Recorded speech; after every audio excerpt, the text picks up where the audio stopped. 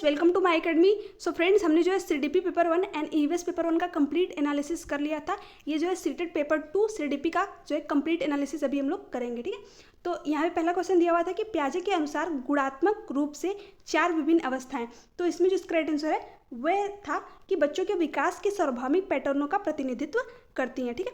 Next पूछा हुआ था कि लेव वाइगोस्की का मानना था कि विकास, तो इसमें जिस करेक्ट आंसर था वह था सेकंड वाला, यानी सीधे सामाजिक संपर्क के परिणाम से होता है। नेक्स्ट पूछा था कि निम्नलिखित में से कौन से पियाजे के संज्ञानात्मक विकास के सिद्धांत की सीमा है, ठीक है। सीमा पूछा हुआ था, तो इसकी जो सीमा थी वह थी सेकंड वाला, यानी वह संज्ञानात्मक विकास पर सांस्कृतिक और सामाजिक कारकों के प्रभाव को ध्यान में नहीं रखते हैं। यानी कि जो जो पियाजे हैं वो केवल हेरिडिटी पे फोकस करते हैं, ना कि सामाजिक सांस्कृतिक पक्ष पे। ये कौन करता है? वाइगोस्की। तो इसलिए यहाँ पर सेकंड वाला ऑप्शन जो है इसका राइट आंसर था।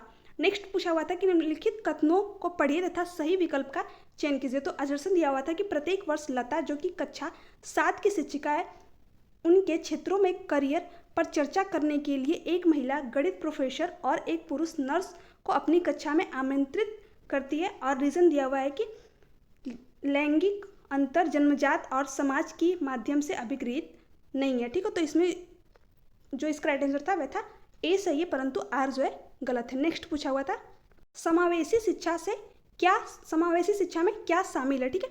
तो जो समावेशी शिक्षा में शामिल है वह व्यक्तिगत अंतरों की पहचान के परिणाम स्वरूप पाठ्यचर्या में लचीलापन, ठीक है। तो यहाँ पे जो है सेकंड वाला ऑप्शन जो है इसका राइट आंसर था, ठीक है। नेक्स्ट पूछा हुआ था कि समालोचनात्मक चिंतन के प्रमाण की क्या भूमिका होती है। तो यहाँ पर जो है जो समालोचनात्मक चिंतन के प्रमाण की भूमिका होती है वो होती है प्रमाण का तार्किक और सुनियोजित रूप से मूल्यांकन किया जाना, यानी फोर्थ वाला ऑप्शन जो है यहाँ पे इसका राइट आंसर था। आपने जो है ऑप्शन इधर उधर दिया होगा तो आप जो है अपने हिसाब से देख लीजिएगा, बिल्कुल ऑथेंटिक आंसर है ये, ठीक है। मैंने बहुत जगह एनालिसिस करने के बाद ही ये आंसर जो है टिक किए हुए हैं। नेक्स्ट दिया था कि निम्नलिखित कथनों को पढ़िए तथा सही विकल्प का चयन कीजिए। तो अजरसन दिया हुआ था कि बच्चों में संज्ञानात्मक विकास पर भाषा के प्रभाव पर जीन पियाजे और लेव वाइगोस्की के दृष्टिकोण में भिन्नता है। कारण दिया है कि खोज अधिगम में शिक्षक अवसर प्रदान करता है और विद्यार्थी स्वयं जानकारी प्राप्त करने के लिए उन्मुख होते हैं। तो देखिए ए और आर तो दोनों सही है, बट ए जो है आर की सही व्याख्या नहीं कर रहा है। कथन जो है दोनों सही है, अजर्सन और कथन जो है दोनों सही है, बट जो है ये जो अजर्सन दिया हुआ है उसका जो रीज़न है वो उसकी सही व्याख्या नहीं कर रहा है। तो इसलिए यहाँ पे थर्ड वाला ऑप्शन राइट आंसर हो जाएगा। नेक्स्ट पूछा हुआ था कि निम्नलिखित कथनों को पढ़िए तथा सही विकल्प का चयन कीजिए। दिया है कि बच्चे के बीच विकासात्मक दरों में काफ़ी भिन्नताएं मौजूद होती हैं, और कारण इसका दिया है कि विकासात्मक अंतर आनुवंशिक और अनुभवात्मक विविधताओं की जटिल अंतःक्रिया का एक अनिवार्य परिणाम है। तो इसमें जो है ए और आर जो है दोनों सही थे और आर ए की सही व्याख्या करता है, ठीक है। नेक्स्ट पूछा हुआ था कि भाई बहन के रिश्ते। तो देखिए भाई बहन की जो रिश्ते होते हैं क्या है, माता पिता और साथियों के साथ संबंधों के सामान्य हैं और बाल्यावस्था में सामाजिकरण में महत्वपूर्ण भूमिका निभाते हैं। तो यहाँ पे जो है थर्ड वाला ऑप्शन जो है इसका राइट आंसर है। नेक्स्ट क्वेश्चन है निम्नलिखित कथनों में विकास के किस सिद्धांत को दर्शाया गया है। जो बच्चे अपने शुरुआती वर्षों में भाषा सीखने के लिए अनुकूल वातावरण से वंचित रहते हैं उन्हें बाद के जीवन में भाषा चुनने में थोड़ी कठिनाई होती है। तो देखिए इसमें जो है थोड़ा सा जो है आंसर कन्फ्यूज़न वाला है, क्योंकि इसमें थर्ड और फोर्थ दोनों ही ऑप्शन है कि सही हो सकते हैं। इसमें अभी सीटेट के ऊपर है कि वो कौन सा ऑप्शन जो है मानता है। तो आपने अगर थर्ड ऑप्शन लगाए होंगे या फिर फोर्थ ऑप्शन लगाए होंगे तो ये दोनों ही जो है अब सीटेट के ऊपर डिपेंड करता है कि वो कौन सा ऑप्शन जो है ऑथेंटिक मानता है।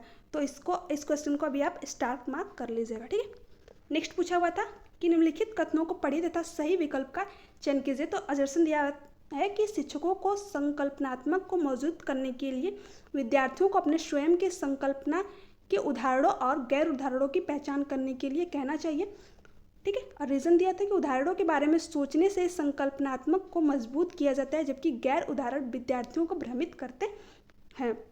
तो देखिए इसमें जो सही था वह था ए सही है, परंतु आर गलत था, ठीक है। नेक्स्ट पूछा था कि अधिगम के सामान्य सिद्धांत बताते हैं कि विद्यार्थी बेहतर रूप से सीख सकते हैं यदि शिक्षक, तो कब सीख सकते हैं, जब पहले तर्क का कारण के संदर्भ में अवधारणाओं पर चर्चा करें और फिर विचारों को सत्यापित करने का अवसर दे। तो यहाँ पे सेकंड वाला ऑप्शन जो इसका राइट आंसर था। नेक्स्ट पूछा हुआ था कि एक शिक्षिका अपने विद्यार्थियों को अधिसंज्ञानात्मक कौशल विकसित करने में मदद करना चाहती है, निम्नलिखित में से कौन सी रणनीति सबसे प्रभावी होगी। तो इसमें जो है थर्ड वाला ऑप्शन जो इसका राइट आंसर था, यानी विद्यार्थियों को प्रोत्साहित करना कि वे स्वयं अपने अधिगम पर चिंतन करें और अपनी प्रगति का मूल्यांकन करें।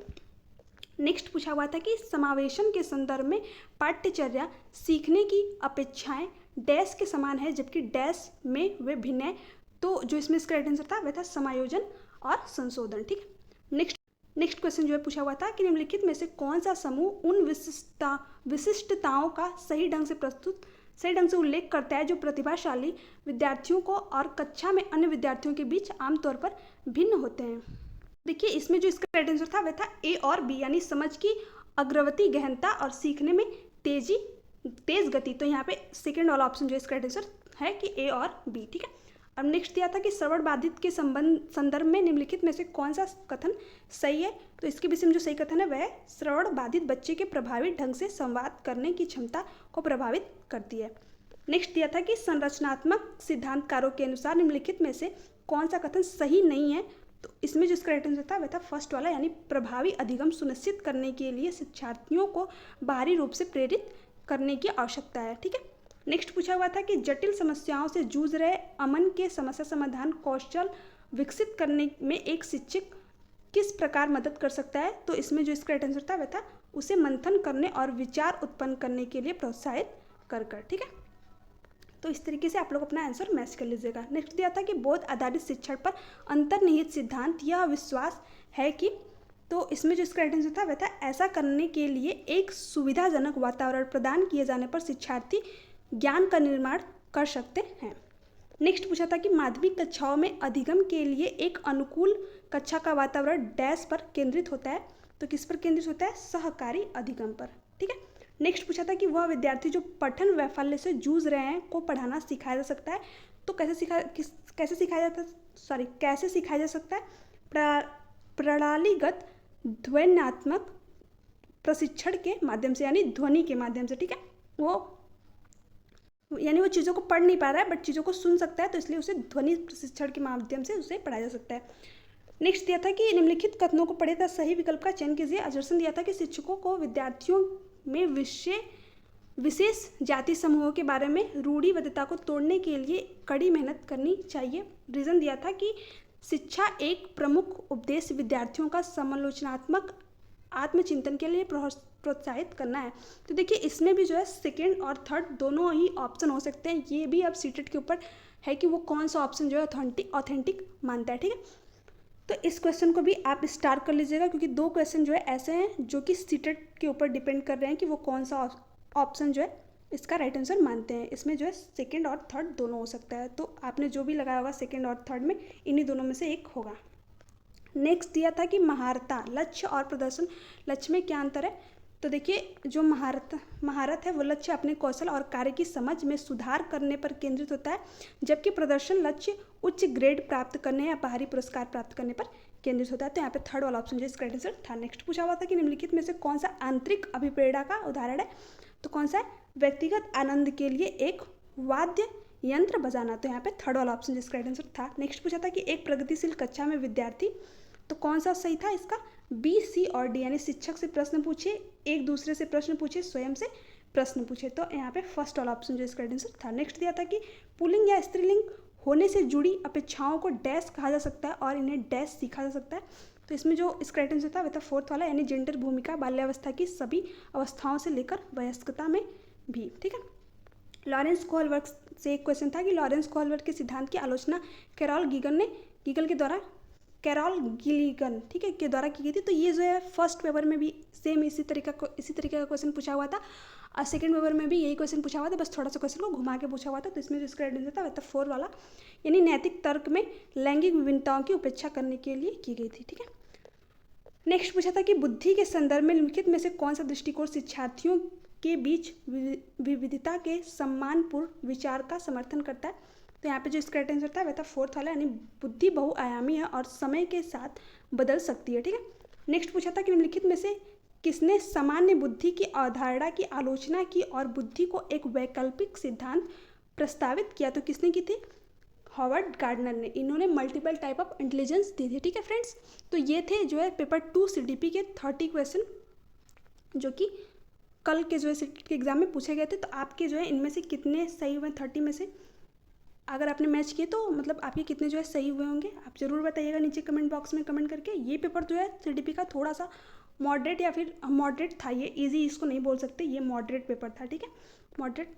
तो आई होप कि आप लोगों को वीडियो पसंद आई होगी। अगर वीडियो को अच्छी लगी चैनल को सब्सक्राइब कीजिए, वीडियो को लाइक एंड शेयर कीजिए। Thanks for watching me.